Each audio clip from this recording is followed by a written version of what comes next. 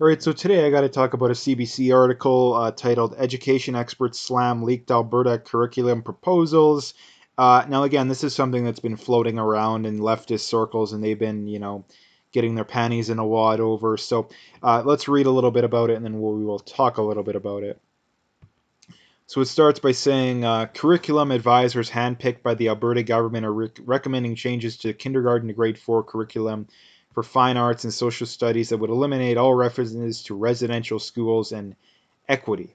So again, what exactly is the worst? What exactly is so bad about that? I mean, I don't know. I don't. To me, I don't think that we should necessarily get rid of all references to residential schools.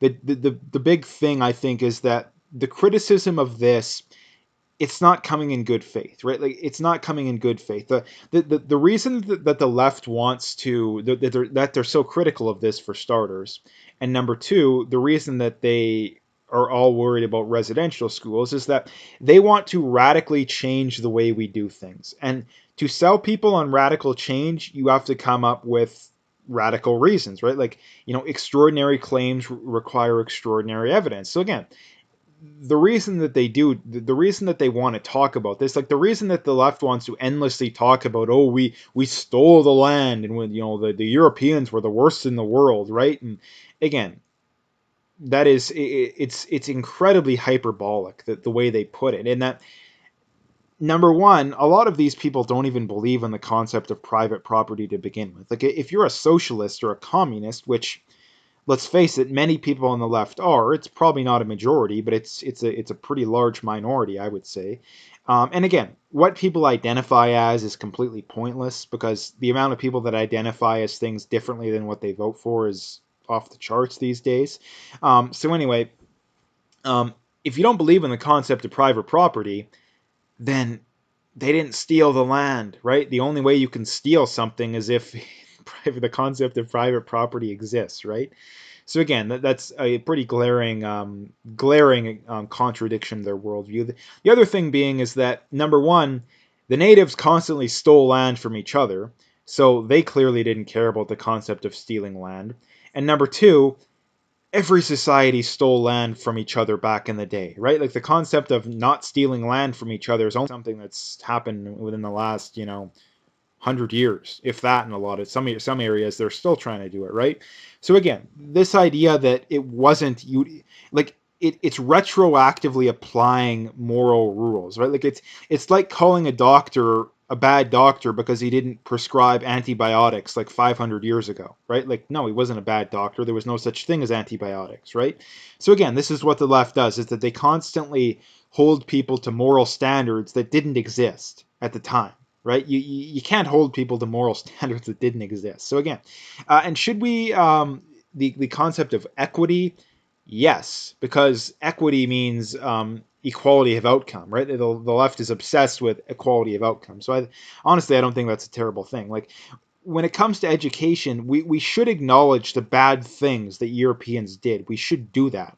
The problem is that the left wants to come at it from an idea that, well, we were the worst things in the world and we're incredibly racist. And like, no, that's just so hyperbolic and stupid. It's not even funny. In fact, I would argue that, and I think the numbers are very clear, that the Europeans are the least racist people, and the least brutal people. I mean, you look at the stuff that went on in Africa and the Middle East throughout history. Yeah, that's a lot more brutal than what the Europeans did to the natives. Now, what they did wasn't good. Again, they constantly strawman you and try and think that that's what you're arguing. But another thing they bring up too is the whole smallpox blankets thing, which is a complete um, insanity to suggest that, because the concept of germ theory hadn't even been discovered yet, right? So these are the games they play. That to make their point, they have to lie and manipulate through the roof. Um, the other thing, the advisors also recommended that 7 and 8-year-olds learn about feudalism, Chinese dynasties, and Homer's Odyssey in social studies. Um, I'm not a huge fan of that, but again, I don't. Anything aside from the socialist indoctrination is a step in the right direction. I think that when it comes to history, um, one of the biggest things that needs to be changed is the acknowledgement that communism was especially recent history, like I say, communism was a far greater threat than fascism, national socialism, all those kind of things, right? Like when you're taught about history in social studies, at least in Alberta, the big take-home points is basically, the Nazis were the worst people in the world, which they were very, very bad. But when it comes to communism, the only things they really teach you is the Red Scare and McCarthy was crazy, right? Which is absolute insanity, right? Like the fact that the take home points on an ideology that killed over 100 million people in the 20th century is some people were paranoid about it, and there was a paranoid guy that was really paranoid about it. Like it's such insanity, it's not even funny. Like just imagine if we were teaching people about the whatever, I don't know what the Nazis official color was, but whatever color it is, red or brown or whatever color you want to say it. Like just imagine if we were teaching people about, there were some people in the 1930s and 1940s that were really paranoid about the National Socialists. Like just imagine how insane that would be. But that's what we do with communism. Even though communism killed way more people than fascism did, right? So anyway, they say 5 and 6 year olds in grade one should be familiar with the artwork of Claude Monet, Georgia O'Keeffe, and Picasso and Edgar Degas. No, again, I don't really care about that. They also say first graders should learn Bible verses and First Nation verses about creation as poetry, and fourth graders should that most non-white Albertans are Christians. Again, I think there's a fine line there. As long as they're simply learning about it based off the poetic aspects of it or the philosophical aspects of it, fine. And this is a big problem in that this can be easily twisted as them wanting to, you're going to want to, the Christians are going to be brainwashing people, right? And again, is that the case? I don't think that that's necessarily the case. And if that is the case, um, it's a lot better than brainwashing kids into, you know, critical race theory and socialism and all these crazy leftist ideologies. So even if that is the case, it's still a step in the right direction. But not something I'm a huge fan of. A lot of this stuff you're taught in school, I think, is completely pointless. Some education experts say the proposed changes are regressive, racist, and unsupported by research and would put Alberta's school curriculum vastly out of step with most of North America. I would say it's a laughingstock, said Professor Keith Barton, a specialist in social studies, curriculum and instruction at Indiana University in Bloomington. Again, why are we getting people's perspectives that aren't even from Canada, let alone Alberta? I mean, that doesn't make any sense whatsoever. But nonetheless, to say that second graders are going to be learning about ancient China and ancient Rome, or in geography, they're just going to be learning about the names of capitals. Nobody does this. Um, Barton reviewed the drafts of social studies K-4 curriculum publicly released in 2018 and documents obtained by CBC containing recommended edits. The recommendations are utter nonsense, he said. Um, it just showed no familiarity with how children think and learn, he said, and it clearly showed no familiarity with the past 30 to 40 years of researching, theorizing about what history and social studies education should look like. Dwayne Donald, an associate professor at the University of Alberta, is an expert in Indigenous teaching and curriculum. He said he felt hopeful about the potential for the previously proposed elementary curriculum to better include Indigenous perspectives. The suggested changes erase all of that work, he said. It makes me feel sick, actually, and we're at this point, said Donald, a member of the, I'm not even going to try to pronounce that, Cree Nation. Colin Aitchison, press secretary to Education Minister Adriana Lagrange, said the documents only represent advice to the minister and are not final. He also said the curriculum writers are not obliged to include the advisor's recommendations. He said the proposals will go before hundreds of teachers and experts who serve on the curriculum working groups for feedback later this fall before the minister signs off on the curriculum. He said the proposals. Oh, sorry, I already read that.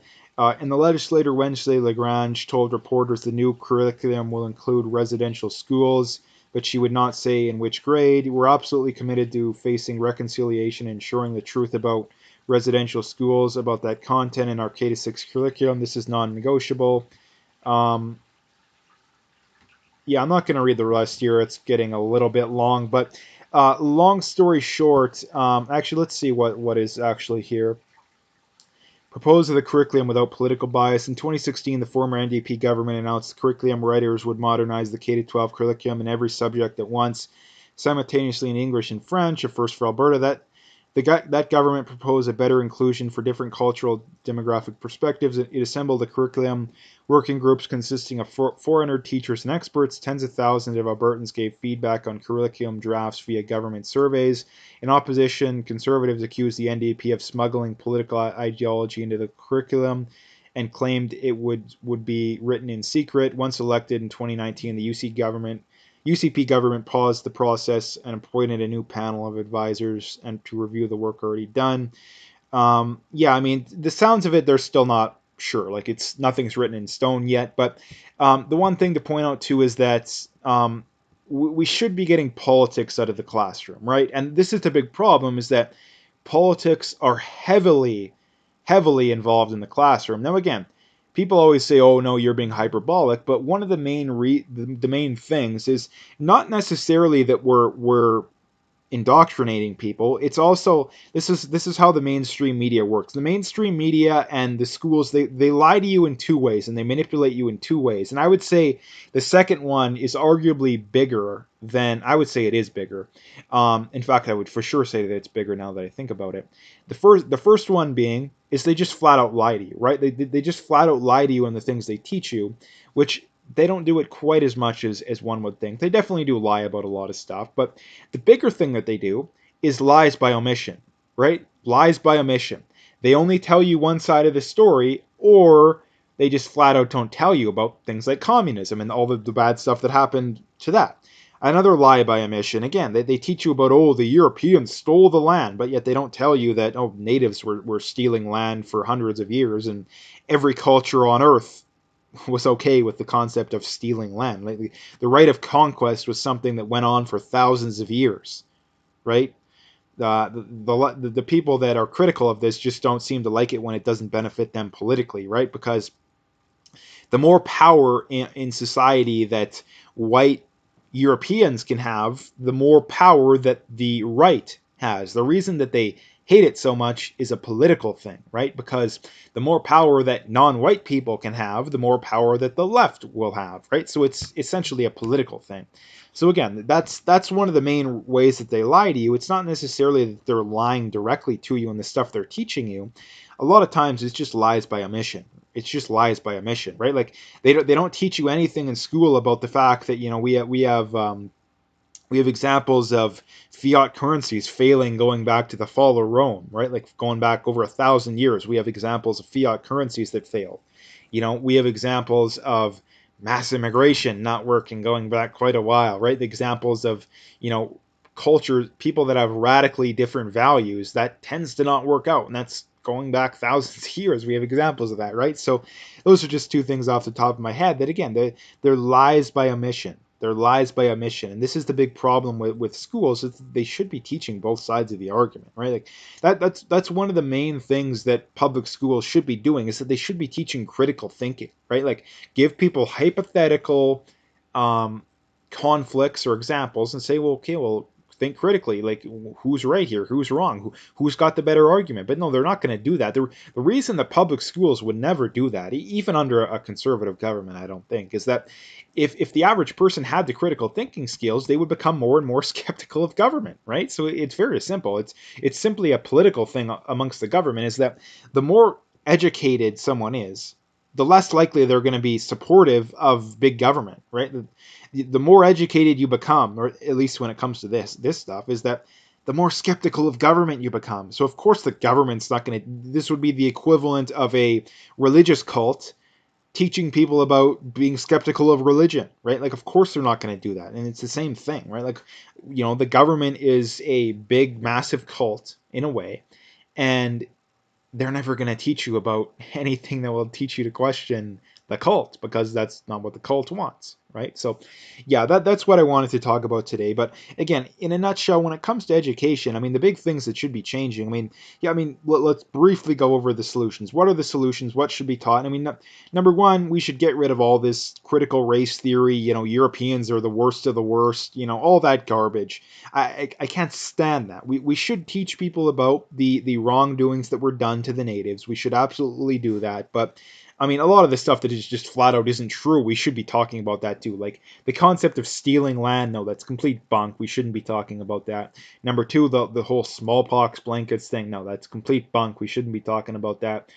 There definitely were some wrongdoings that were done to the natives. Absolutely, that should be talked about. But a lot of what is traditionally thought of is complete BS.